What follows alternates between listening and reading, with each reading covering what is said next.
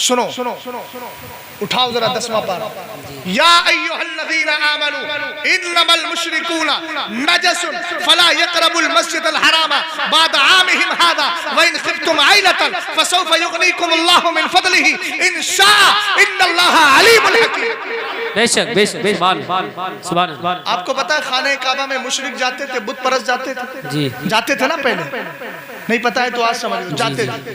जब मेरे सरकार अलैहिस्सलातु वस्सलाम ने फतेह मक्का की, हजरत अली से कहा जाओ अली जाके कहना कि आज के बाद कोई भी मुशरिक खाने काबा में ना आए, मस्जिद हराम में ना आए। क्यों क्यों क्यों क्यों क्यों? तो कहा इन्नमल मुशरिकून नजस।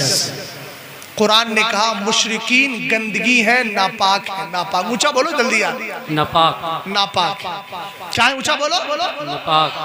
अच्छा, एक काफिर ऐसा है, मुशरिक ऐसा है, मुशरिक जो सर से लेकर पैर तक 10,000 का लिबास पहना, जी 10 लाख के कपड़े पहना और ऊद की खुशबू लगाई है।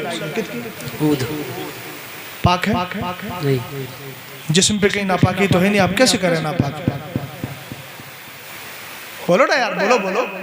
जिस्म में तो 10,000 के कपड़े पहन के टेलर 10 लाख के कपड़े अभी टेलर से लेके आया, पहने, ऊपर से ऊद की खुशबू लगाई, जिस रास्ते से गुजर रहा है खुशबू ही खुशबू हो रही है। मैंने कहा यार तुम्हारा दिमाग तो सही है, तुम कह रहे हो ये नापाक है, तो आप कहेंगे कुरान कह रहा है इन्नमल मुशरिकून नजसुन, शिरक वाले नापाक है, नापाक है, नापाक है, मुशरिक नापाक है, मुशरिक नापाक है। हमने कहा जब मुशरिक नापाक कह रहा है, आप कोई गैर मुकल्लिद वहाबी कह सकता है कि ये कब्र पुजवा, कब्र पे जाने वाले इनको भी तो मुशरिक बोलते हैं ना, मजार पे जाने वाले को कब्र पुजवा बोलते हैं, मरदूद। अगरचे यहाँ ना बोलते हो लेकिन चुपके सब बोलते हैं और हमें कब्र पुजवा कहते हैं। मैंने एक ही दावा किया था, अगर किसी की माई ने दूध पिलाया है कयामत तक हमारे लिए शिर्क साबित करके दिखा, इसलिए कि हम साहिबे कब्र को खुदा नहीं समझते और ना ही खुदा से जुदा समझते। वाह वाह वाह वाह, सुभान अल्लाह, वाह वाह, समझ गए जी। तवज्जो है, गौर फरमाइएगा जरा।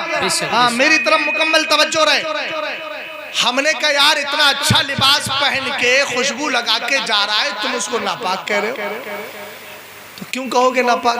बोले इसलिए नापाक है कि इसका अकीदा खराब है। सुभान अल्लाह, बोलो ना भाई, बोलो सुभान अल्लाह, सुभान अल्लाह। एक दिन मेरे सरकार तशरीफ लेकर जा रहे थे, हजरत अबू हुरैरा सरकार के सहाबी आ रहे थे, हुजूर को देखा, फौरन गली में घुसे और गायब हो गए। हुजूर पाक के पास थोड़ी देर के बाद आए, मेरे हुजूर ने फरमाया क्या हुआ? अबू हुरैरा आए थे अचानक फिर गायब हो गए। बोले हुजूर मैं नापाक था इसलिए मैंने मुनासिब नहीं समझा। हुजूर ने फरमाया इन्नमल मुमिना ला यंजस, ईमान वाला कभी नापाक होता ही नहीं है। सुभान अल्लाह, सुभान अल्लाह। अब सुनो, फर्क बताऊंगा। एतराज मत करना कि फिर गुस्ल क्यों करता है, जवाब दूंगा ना, पहले सुन ले बात को पूरा। उधर कुरान कह रहा है मुशरिक नापाक, इधर हदीस बोलती है मोमिन नापाक होता ही नहीं। हमने कहा दोनों आयत और हदीस का मतलब यह है कि जिसके दिल में अकीदे की गंदगी हो वो कभी पाक हो नहीं सकता, और जिसका अकीदा अच्छा हो वो कभी दिल से नापाक हो नहीं सकता। अब समझे जी। अब जो सरकार को मुर्दा माने उसका अकीदा अच्छा है कि खराब है? जल्दी बोले। खराब। तो जो खराब है तो बद अकीदगी की बुनियाद पर अल्लाह ने काफिरों को मुशरिकों को नापाक कहा कि नहीं कहा? अरे इसीलिए तो कहा कि वो एक माबूद को छोड़कर न जाने किस किस की परस्तिश करते, इबादत करते। तो अल्लाह रब्बुल इज्जत ने उनको क्या कह दिया कि ये नापाक है। ये नापाकी कुरान ने कहा है, और रसूल पाक अलैहिस्सलातु वस्सलाम के दीवानों, ईमान वाला नापाक नहीं होता। पता चला बद अकीदगी की बुनियाद पर पाकी और नापाकी का फैसला होता है। अब वहां भी गैर मुकल्लिद का अकीदा खराब है, पता चला नापाक है। देवबंदी का अकीदा खराब है, पता चला नापाक है। और हमने कहा यार कुरान कहता है नापाक मस्जिद के अंदर नहीं आए, तो फिर मस्जिद में आने की इजाजत खुद कुरान मना कर रहा है, तो फिर तुम कौन होते हो जो फैसले करने वाले? अरे यार नमाज ही तो पढ़ने आ रहा है। मैंने कहा क्या सरकार को जिन्होंने अपने दौर में जुमे के दिन हाथ पकड़ के सहाबा के बारे में उन्होंने टांग पकड़ के खींच के मस्जिद के बाहर किया था, वहां क्या कहोगे? क्या वो वहां पर पूजा करने आए थे? नहीं, वो भी मेरे रब की इबादत करने आए थे। और जब रब की इबादत करने आए थे तो मुस्तफा ने बाहर किया क्यों? पता चल गया कि मुस्तफा करीम ने बता दिया मस्जिदों में वही रहते हैं जो मुस्तफा के वफादार होते हैं। गद्दारों को आज मैंने निकाला है, क़यामत तक मेरे वफादार भी मस्जिदों से। वाह वाह वाह, सुभान अल्लाह। नारे तकबीर, नारे रिसालत, नारे गौसियत, मसलके आला हजरत मुफ्ती शहजाद आलम साहिब क़िबला, इश्क मोहब्बत, इश्क मोहब्बत। वाह वाह, सुभान अल्लाह। तवज्जो है जी जी जी। ऐसा नहीं है कि मैं आज ही आया हूँ, मेरा इधर से गुजर होता है, क्योंकि मैं अपने गांव जाता हूँ। मेरा एक घर कस्बा शीशगढ़ में भी है और एक थोड़ा आगे, दो जगह है, तो इधर ही से गुजरना होता है। कभी भी जरूरत पड़े तो सिर्फ फोन कर देना, उस वक्त जलसे की नियत से नहीं, दूसरी नियत से आ जाऊंगा समझाने के लिए जब जरूरत पड़े। आप दीन समझिए, हम अहले सुन्नत वल जमात हैं। आज जो नई नई जमातें वहाबी गैर मुक़ल्लिदीन की शक्ल में पैदा हो रही हैं, ये 250-300 साल की पैदावार है, सुन्नी 1400 साल पुराना। सुभान अल्लाह, सुभान अल्लाह, सुभान अल्लाह। समझ रहे हो आप? साबित करूं कैसा पुराना है? और पहले एक बात सुन लीजिए, पीर जमात अली शाह अलैहि रहमा फरमाते हैं, मियाँ अगर टोपी पुरानी हो दूसरी ले लो, कपड़ा पुराना हो दूसरा ले लो, बंगला पुराना हो दूसरा ले लो, मोटर पुरानी हो दूसरा ले लो, दूसरी ले लो, मगर फरमाया दीन पुराना ही अच्छा है, नया दीन इख्तियार करने की जरूरत नहीं है। नहीं। समझ गए? इख्तिताम पे आ रहा हूँ जी। अब मैं चेहरे देख लेता हूँ तो समझ जाता नहीं है, तवज्जो है ना? 12 बज गए, 12:19, 11 मिनट इंशाल्लाह गुफ्तगू करूंगा ताकि 11वीं वाले की निस्बत पूरी हो इंशाल्लाह। लेकिन अगर आगे बढ़ गया तो फिर मेरे पास 31 का भी जवाब और 32 का भी जवाब है। तवज्जो है ना आपकी? हाँ, घबराइएगा नहीं, गौर कर रहे हैं आप? मैंने क्या कहा वो समझ में आया आपके? क्या समझ में आया? अभी मैं क्या बोल रहा था याद है आपको? इमरान भाई क्या बोल रहा था? दीन पुराना। हाँ, अल्लाह सलामत रखे। दीन पुराना ही बेहतर है। ऊंचा बोलो यार, दीन पुराना ही। अच्छा, ये बात उन्होंने बड़े मजे की कही है।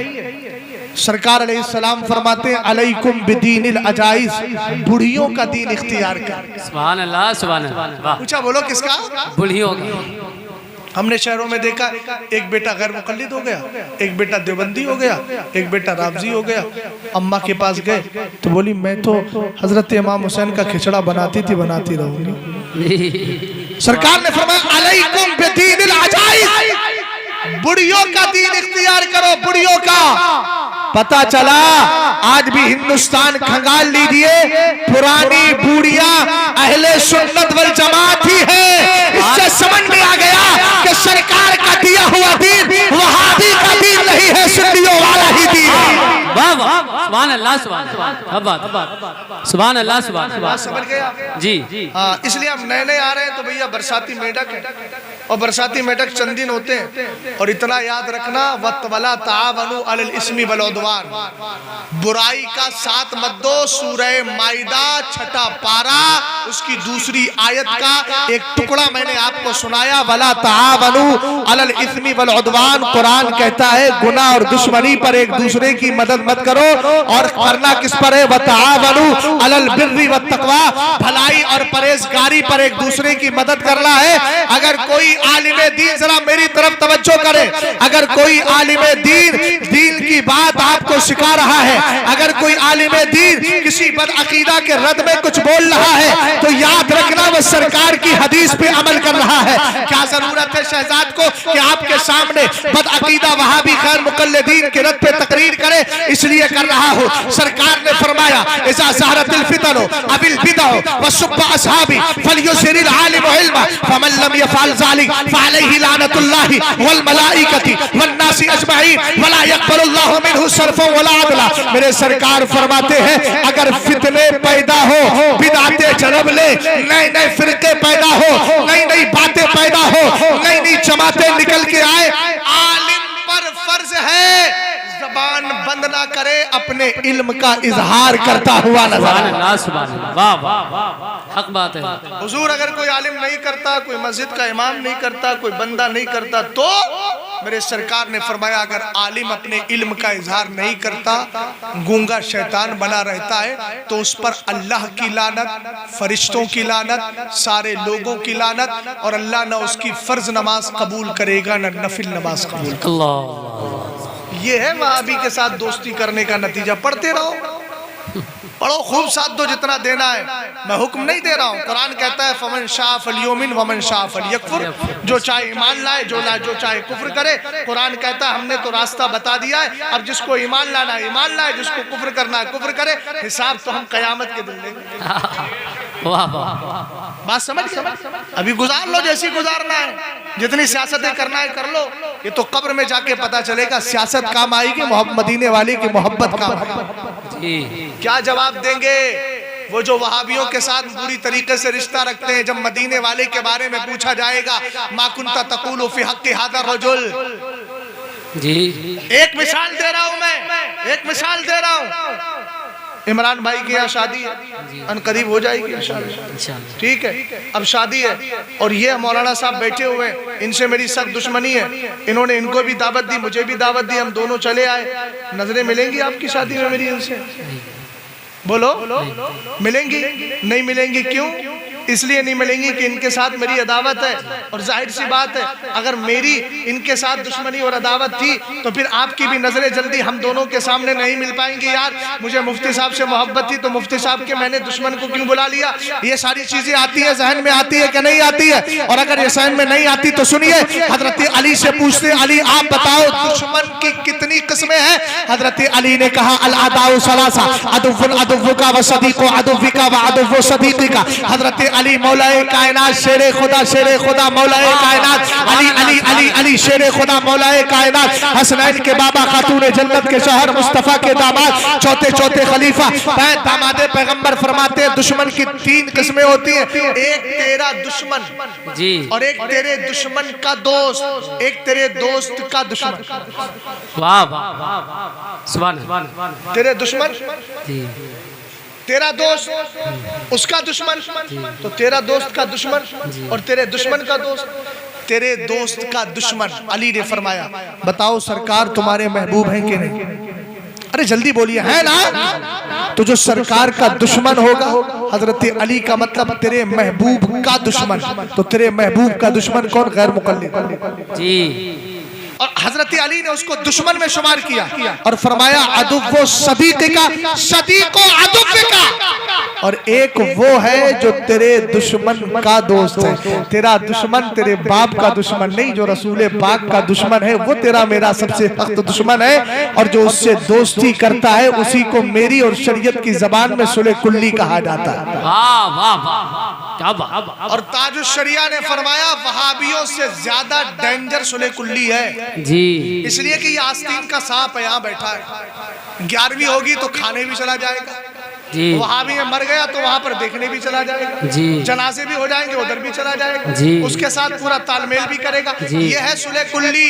और सुले कुल्ली की मिसाल दूं, सरकार ने फरमाया सुले कुल्ली की मिसाल उस बकरी की तरह है जो बकरी कभी बकरों के इस रेवड़ में जाती है, कभी इस रेवड़ में जाती है। मुज़ब्ज़बीना बैना ज़ालिका ला इलाहा वला इलाहा इल्ला, ना इधर इसको दर मिलता है ना उधर दर मिलता है। बुजुर्गों ने फरमाया यक दर गिर मोहकम गिर, एक दरवाजा थाम ले और उसी को पकड़ के बैठ जा, चौतरफा मत कर। इसीलिए तो ताजुश शरिया कहते हैं सुलह कुल्ली नबी का नबी दोस्तों। क्या बात, वाह वाह, सुभान अल्लाह। कुल्ली नबी का नहीं दोस्तों, सच्चा सुन्नी है मुस्लिम नबी के सुन्नी मुस्लिम है सच्चा। हाँ, सुन्नी मुस्लिम है सच्चा नबी के लिए, सिर्फ वही है, बाकी सुले कुल्ली मुस्तफ़ा का नहीं है। और इसको इसी सुले कुल्ली को पहले कहा जाता था मुनाफिक जी। और सूरह मुनाफिकून अल्लाह ने 28वें पारे में पूरी सूरत उतारी है। और उनका मामला क्या है? उनका मामला ये है, जैसे अभी मैं ओमान के अंदर था, वहाँ एक मौलाना साहब का फैसला कर रहा था। वो गवाह बुला के लाए, एक शख्स को उन्होंने कहा कि गैर मुकल्लिद है। लोगों ने कहा, मैंने कहा अच्छा ये गवाही देने आया? मैंने कहा बोल क्या करता है, किसका मुकल्लिद है? बोले हनफी हूँ। बोले कहा रफ़े अदैन करता? बोले हाँ रफ़े अदैन करता हूँ। मैंने कहा रफ़े अदैन फ़िक़्ह हनफी में है ही कहाँ? तो उसके बाद मैंने कहा बोला गौसे आदम तो करते थे। मैंने कहा गौसे आदम करते थे तो हम्बली है? बोले हम्बली भी नहीं, मैं शाफ़ी है, शाफ़ी भी नहीं, मालिकी है। बोला मालिकी भी नहीं। मैंने कहा देखिए, बोले मैं किसी की तकलीद करता ही नहीं हूँ। अब पिंचर जोड़ने वाला, खेत में खुरपे से खाद छीलने वाला, ठेके लेने वाला, दुनियावी काम करने वाला, मैं नहीं मानता जानता इमाम आजम को। हमने कहा क्या बात भाई, तुझे तो पिंजर जोड़ना भी सही से नहीं आता है, दुनियावी काम भी नहीं आते, क्या तू कुरान से मसले निकाल लेता है? इतना तो होश तुम्हें भी होना चाहिए। उनके नाहक होने के लिए इतना ही काफी है, वो किसी इमाम की नहीं मानते। मैंने कहा जो किसी इमाम को ना माने वो पक्का गुमराह है। तकलीद का मुनकिर मुतलकन जो इनकार करता है वो काफिर है। और याद रखो ये तकलीद शख्सी का इनकार कुफ्र की हद तक पहुंच जाता है, और जो कुफ्र की हद तक पहुंच जाए सुनिए उससे हमारा कोई ताल्लुक और रिश्ता नहीं होता। बेशक बेशक सुभान अल्लाह। जी समझ रहे हो कि नहीं समझ रहे हो? जी इमाम साहब समझ में आई मेरी बात? अल्लाह सलामत रखे। गौसे आदम रदी अल्लाह ताला अन्हु का अकीदा बता दूं। गैर मुकल्लिद बात तो सरकार गौसे आदम की करता, रफ़े दैन करते थे। मैंने कहा गौसे आदम का अकीदा दे। सैयदी गौसे पाक जब मेरे नबी की बारगाह में गए तो कहने लगे फी हालतिल बुअद रूही कुन्तु उरसिलुहा तुक़ब्बिलुल अर्दानी वही नाइबती व हादिही नौबतुल अशबाई क़द हज़रत फमदुद यमीनक कई तहज़ा बिहा शफ़ती। सैयदी गौसे पाक रदी अल्लाह ताला मेरे नबी की बारगाह में गए, अर्ज करने लगे हुजूर अब्दुल कादिर जिलानी जब बगदाद में रहता था आपकी याद आती थी, अपनी रूह को मदीना भेज देता, वो मदीने शरीफ आके आपकी चौखट को चूम के चली जाती। सुभान अल्लाह। वहादिही नौबतुल अशबाही कद हज़रत फमदुद यमीनक कई तहज़ा बिहा शफ़ती। कहने लगे हे मेरे पाक परवरदिगार के प्यारे हबीब, आज अब्दुल कादिर सोल लेके नहीं आया, आत्मा लेके नहीं आया है, शरीर भी लाया है, बॉडी भी लाया है, जिस्म भी लाया है।